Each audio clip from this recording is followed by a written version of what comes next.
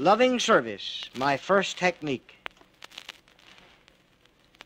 In 1923, a group of the world's most successful financiers met at the Edgewater Beach Hotel in Chicago.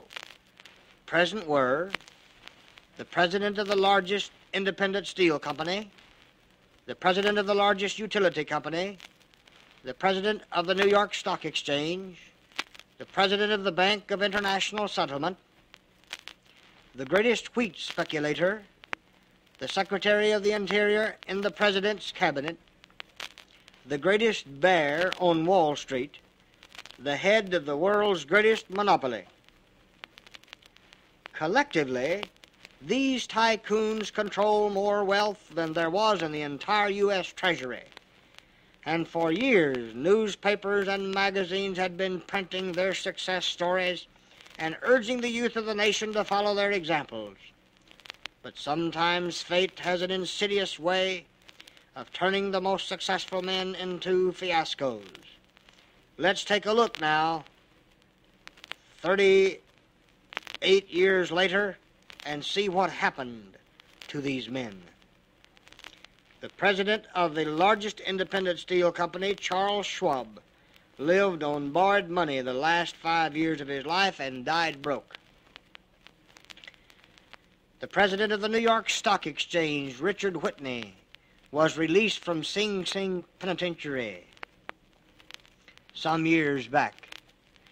The president of the Bank of International Settlement, Leon Fraser, committed suicide. The great wheat speculator, Arthur Cotton, died abroad, insolvent. The Secretary of the Interior in the President's Cabinet, Albert Fall, was pardoned from prison so he could die at home. The greatest bear on Wall Street, Jesse Livermore, committed suicide. The head of the world's greatest monopoly, Ivan Kruger, committed suicide. All of these men had learned how to make money, but not one of them had learned how to provide the first prerequisite to continued financial success and happiness, that of LSMFT, loving service, my first technique. Recently, a doctor student of mine wrote me a letter that is typical of the attitudes of many people. Here is an excerpt from his letter. All my life, Jim, I carried on a hate campaign in my heart. I hated without logical reasons. I was envious of some of my colleagues' successes. I labeled all office procedure improvements high pressure. I deeply resented being told my methods could be improved upon. I built a wall around me so thick and calloused that it really made me sick. I nurtured this hate with all the logical answers I could conjure in rebuttal to the suggestions others made in an effort to be helpful to me. Of course, this carried over into my practice, and my patients could feel my feeling, naturally resulting in a slump in my practice. Once I learned LSMFT thoroughly within every fiber of my being, my life took on a complete change. For the first time in my life, Jim, he said, I now really loved my patients, loved my practice, and loved my profession. I loved every colleague who wrote and harassed me. I loved all the negativity that went into the events that culminated in my change of heart. I now realized, for one thing, that I had a hate for money all my life. As a boy, I resented everyone's success. If they made money, they did it dishonestly. If they exceeded me in any endeavor, they cheated. I have even fabricated stories about some of my colleagues in an attempt to discount their success. I see now that I've had hate galore in my whole makeup, which has bred its children of revenge, resentment, envy, jealousy, and a culture. Now, brown beggars, there are two diametrically opposed concepts that can dominate one's practice. One is the love concept, a positive attitude. The other, the hate concept, a negative attitude. These concepts are a matter of feeling, not necessarily or altogether a matter of thinking. These concepts are part of the common denominators of failure, especially when dealing with the sick. LSMFT is more important than any other chiropractic technique for producing desired results. It makes for a happier life. There is nothing wrong with being rich. Making money is not of the devil. Making money should be a means and not an end. It should be the object in life, not the objective. Money is a blessing to those who know how to use it, a curse to those who do not.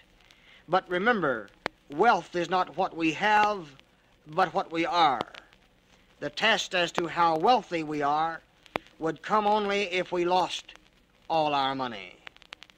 I once called on a doctor in an eastern state who had been completely busy fulfilling his mission, his talents, and his destiny as a chiropractor for about 28 years.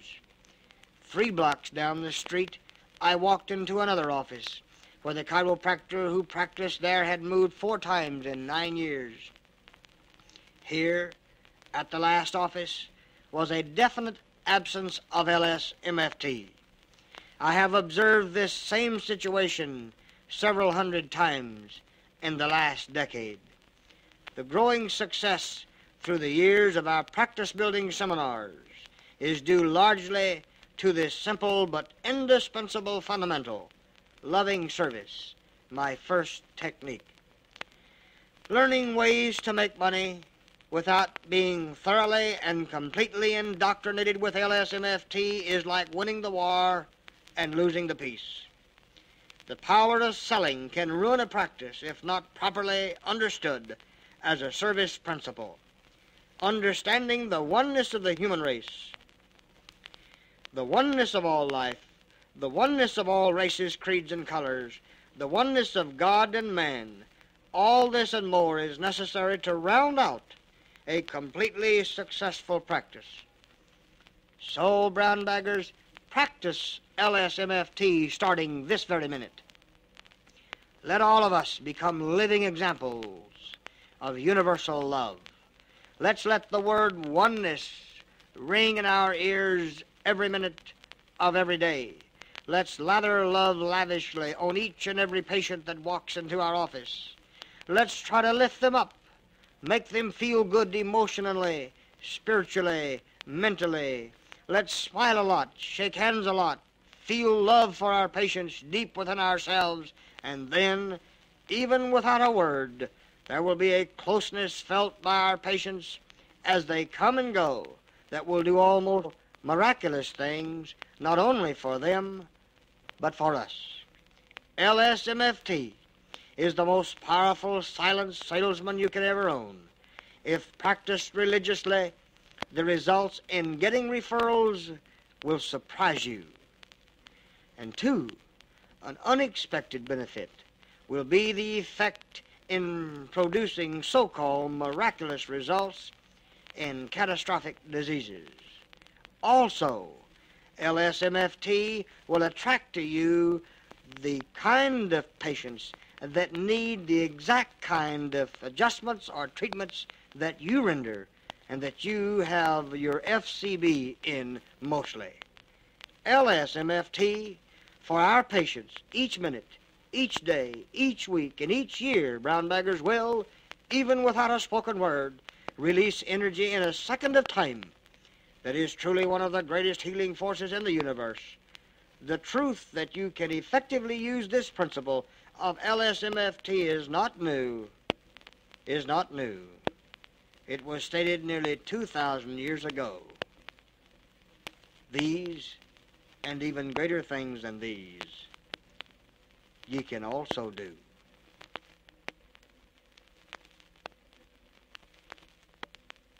Success is a journey. Success is a journey, not a destination.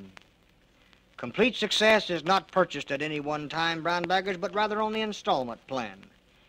Each of us is born with the same potential for success. It is in the subconscious or innate mind at birth. Some struggle throughout a lifetime to get more education without realizing success automatically, that it follows through in the wake of becoming aware of certain laws of one's own being. Success in the final analysis is psychological, personal totality, an awakening of inner laws of self, a drawing forth of latent talents rather than a pouring in of education. Permanent learning is effected by radiation, not absorption, by doing, not just listening, by acting, not just thinking. To be able to recognize completely the fundamental truth, maxims, and procedures that govern the universe, one must first be able to recognize his own true inner self. This comes by tilling the mind. Only then will permanent learning result. The ideal teacher must be like the ideal preacher, more interested in tilling than filling. Knowledge is education. Inspiration is wisdom.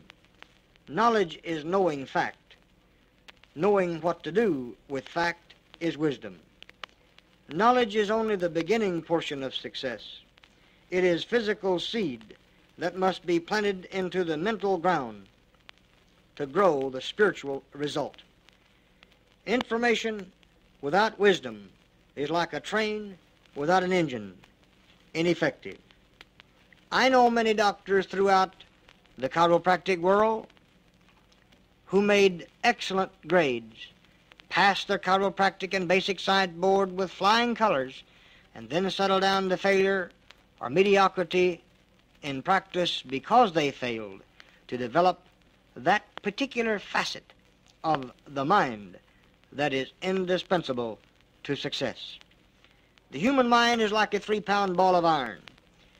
In its tilled, rough form, it's worth about $5. If made into horseshoes, it's worth about $10.50. If made into needles, it's worth $3,285. But if made into balance springs for watches, it becomes worth about $250,000. This same comparison is true of another kind of material, that gray matter one possesses. If it's tilled and processed like the $5 bar of iron, endless knowledge and then wisdom will spring forth. How does one till and process the mind? Action. This is to the mind what the toolmaker is to the iron.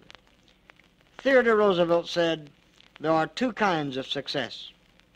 One is the very rare kind that comes to the man who has the power to do what no one else has the power to do. That is genius.